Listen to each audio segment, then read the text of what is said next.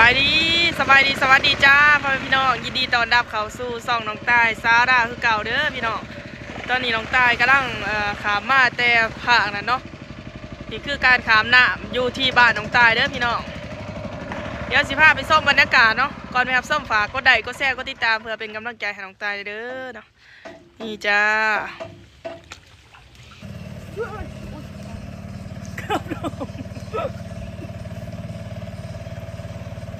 อันนี้ก็จะเป็นเหือเนาะพี่น้องเหือที่ว่านี่คือจะเป็นคนขับเหือเนาะพี่น้องมือหนึ่งได้จักขั้นโดดนี่ได้หลายแสนบ่เหือพอดีใหญ่เลยเหือขั้นนี่ได้หลายแสนเล่นเหือนี่เป็นแดนเอาเองแล้วพี่น้องแต่ว่าถามว่าขามขั้วนั่นเป็นขามให้พ่อว่าเนาะขามเอานี่เนาะตอนนี้เราก็จะขามไปเอาคนอีกขามไปเอาเหืออีกเลยน้ำนี่ก็ร่างขึ้นเนาะพี่น้องพอฝนตกเด้ออยู่ที่นี่มาแต่สื่อคลองเนาะที่เพราะว่าผู้อื่นเป็นมือที่สีลงบัตรใบฝาเนาะพี่น้องมอเกาะไปตัวผู้สื่อเกาะ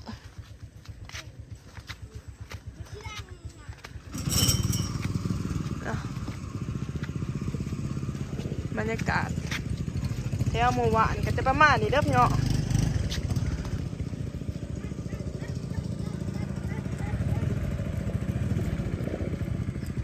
อันนี้เป็นหมู่บ้านแก่งโคนเนาะบ้านแก่งโคนหมู่บ้านแก่งโคนเนาะตัวนี้ทางบ้านแก่งโคนนี่ทางดีนะพี่น้องประเทศคอนกรีตเนาะแต่ว่าบ้านนี่ก็สิยังแบบคือเก่าเนาะยุคเก่าศูนย์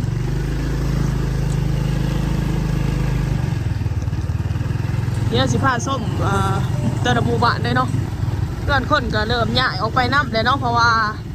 เป็นแม่น้ำเซ่เนาะแม่น้ำเซ่นี่ก็สิเป็น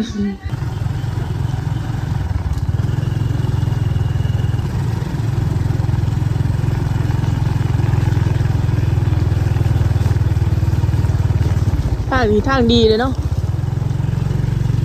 แต่ว่าสิได้แผ่นดินบ่ต่อกันถ้าแผ่นดินต่อกันโอ้สะดวกสบายได้พี่น้องเลยอันนี้มันขามน้ำเนาะหวานน้องตาย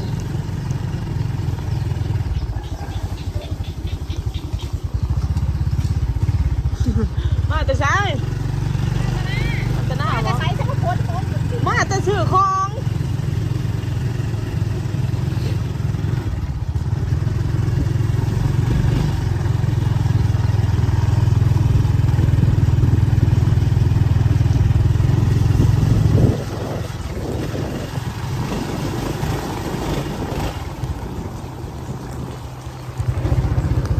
อะไรสิเป็นพวกสีเขาเนี่ยลงสี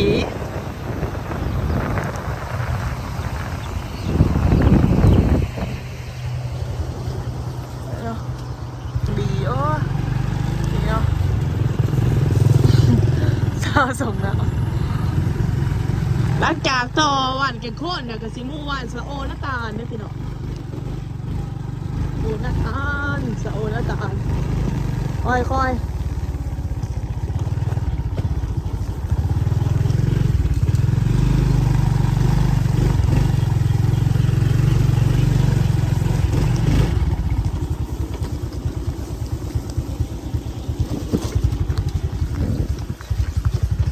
ันนั้นน้ำเสียแล้วมันเกิดสอนทุกทีได้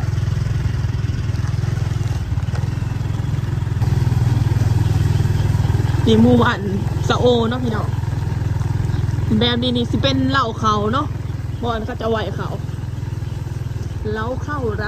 นะจ๊ะ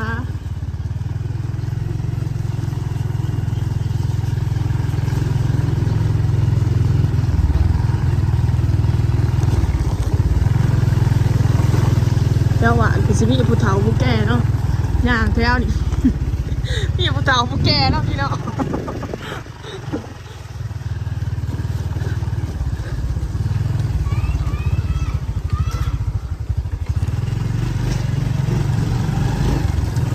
นี่บ้านสะโอหน้าตาลเนี่ยสิแวะเอาหมวกก่อนจัดนี่เจ๊ที่ไก่เนาะหนึ่งเขาหนึ่งนะมันหนึ่งเขาเนาะ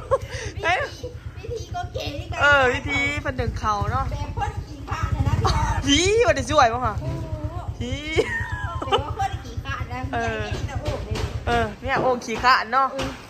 หนึ่งเขาวันนี้สวยพี่น้องเจ้านี่อยู่ว่าหัวแกเอาให้เขาที่ใส่มากหัวแกมีใบเดียวเลย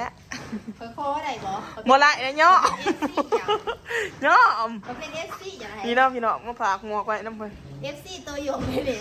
ไห้ซ้ำนี่ก็บ่ได้บ่บ่ละแล้วไห้ตอนนี้บ่ได้สิเลิกติดตามเบาคู่เอาเนาะนี่เนาะพี่น้องด่านขาเพิ่นนี่หมู่หวานสะโอนี่เป็นเฮ็ดธุรกิจเดินไปจนได้รับไปดีว่าน่าซื้ออีหยังน้ำเกลือเนื้อซื้อเยอะนะผู้วันน้องกินผู้พี่ช่วยเขาแบบบ่ชิกก็ดีเนาะชั่วบอกแม่สิถาเอาเงินมาให้ไผสิจากอย่าเสือกนะ FC จะเอาแต่สาวไปสวยเด้อเอามาอะไรตีเลยโลกยากเลย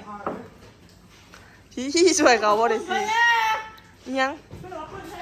กระปุ่นบ่มาโดนหนึ่งเอาซองด้วยบ่เอาโดเดียวเลยได้หลักการอยากได้บ่กล้าฝากหมวกน้ำพี่น้องแล้วเจ็บนี่สิเป็นวัดเนาะอันนี้สิเป็นเพื่อนเจตาเนาะพี่น้องเจตา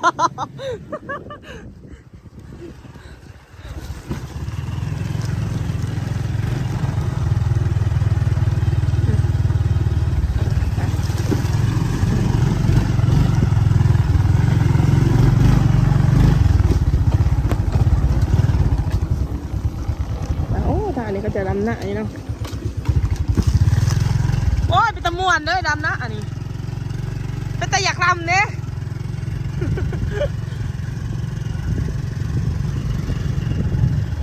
ขี้ดาเนี่ยดำหน้าบะเดี๋ยวก่อนเดี๋ยว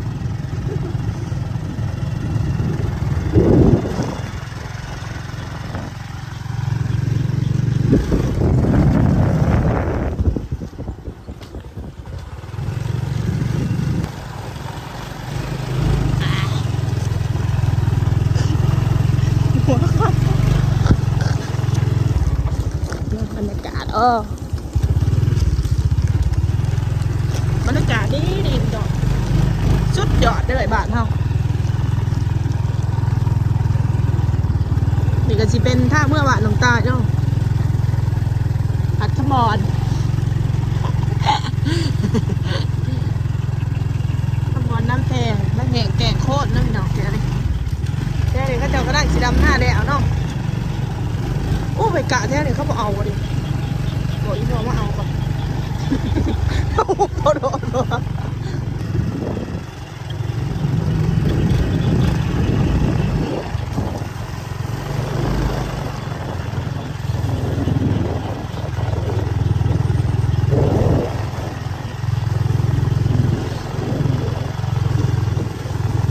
ไปซื้อของนี่ก็ต้องไป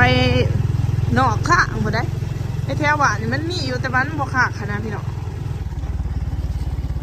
ต่างกันสู่ชีวิตเนาะมันจะซื้อของกับเรา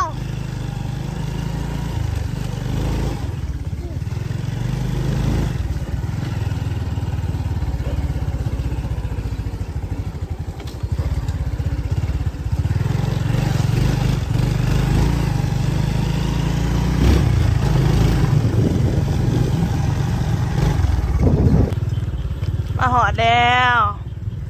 หอดบ้านแล้วจ้าถึงแล้วจ้าโอ้ยชีวิตขนาดพี่น้องเลย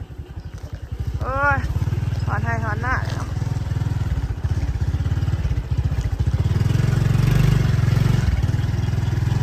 หอดแล้ว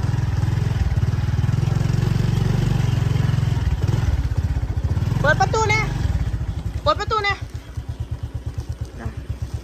โอ้ย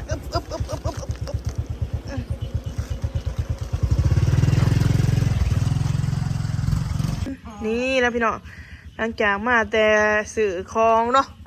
ก็สิเตรียมให้อีเมลลงบัตรปืนตอนนี้อีเมลแล้วก็สิไปเกลือหมูเนาะเตี้ย อยู่นี่นะติดีเด้ออย่าเพื่อนเด้อพี่น้องไปหาเกลือหมูพี่น้องเอาเกลือหมูถ้ากับสีย่างเนี่ยจังหน่อยเฮ็ดยังกินบะแดกเนี่ยมันขู่อะไรบ่เพราะว่าสิเฮ็ดนี่เนาะแม่ก็ไปเกลือหมูพี่น้องผูกหมูไว้ผูกคามบรรยากาศดีผู้จะมาเห็นผู้อันเนาะอีพ่อไปใส่เหรอรอซื้อบุกทัวดิอันไหนอีพ่อกับบ่มีพี่น้องเลยนี่เนาะบรรยากาศบ้านเฮาเบี้ยวนี่เบี้ยวบ้านน้องตายเนี่ยมากก็จะเห็นเป็นประมาณนี้เด้อพี่น้องเด้อ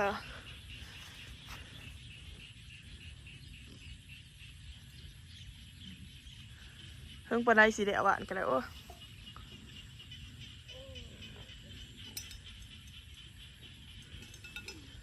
เกลือหมูอีแล้วเกลือหมูฝนตกทางก็ยากแน่เนาะแต่ปกติแต่ละปีก็แนวนี้แหละชีวิตประจำบ้านก็เกลือเป็ดเกลือไก่เนาะนี่แหละฝนตกมันป้าเสียงกบเสียงเขียดพี่น้อง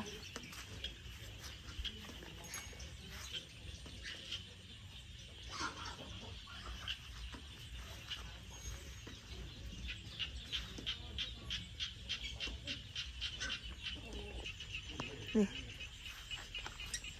กับขนมมาเด้เดี๋ยวสิพอทำหาบักทุเรียนยาบักทุเรียนพี่น้องซื้อมาให้พ่อเลยแต่พอเพราะวันบ่มีเนาะ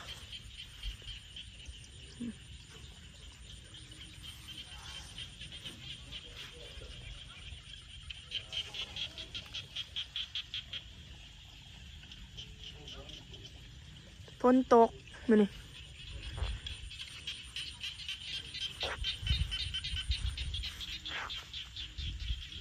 เขาบ้านนี่นี่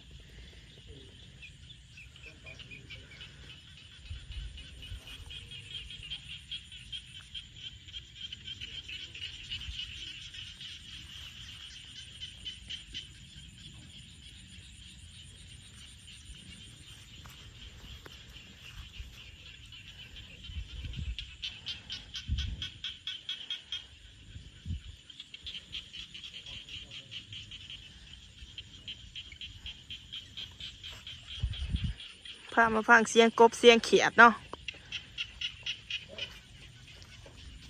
หุยควายหน่อยตัวนี้เบิ้งหุยควายหน่อยมากินกะพี่น้องมากินเขานี่อย่างที่ผมห้อยมันกัด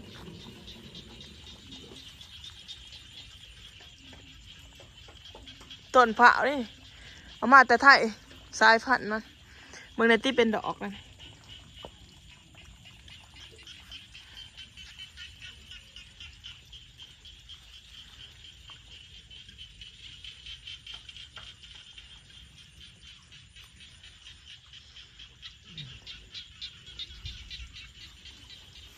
ฟังเสียงกบเสียงเขียดแต่ได้คนคือสิคิดหอดบ้านนะพี่น้องเนาะ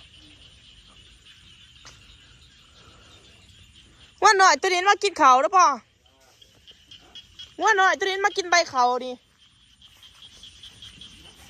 ว่าหน่อยมากินใบเขาเฮ้า